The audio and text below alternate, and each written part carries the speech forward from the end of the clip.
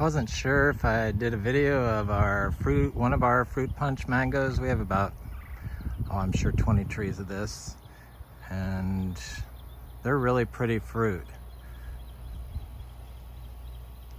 This tree has never been watered, and it's been in the ground for 3.5 years, a little more maybe, three years and 9 months.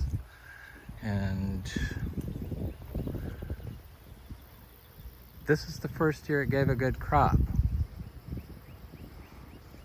So you want your mangoes to produce fruit here in Florida. You need the biodiverse perennial cover crop, but part of that perennial cover crop is the tree already, because you planted into it.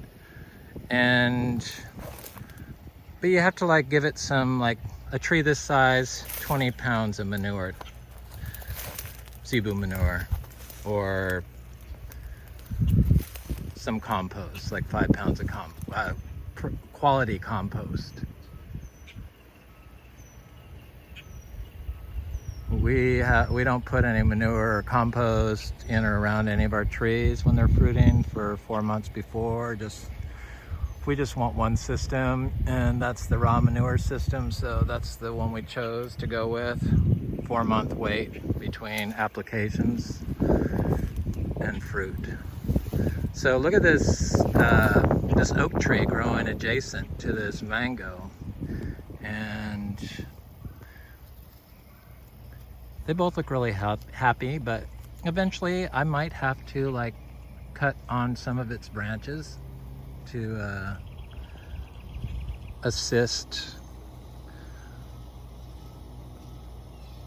both of them to prosper, or top it like they do in syntropic agriculture. But I don't remove it. This tree is loaded with really nice looking fruit.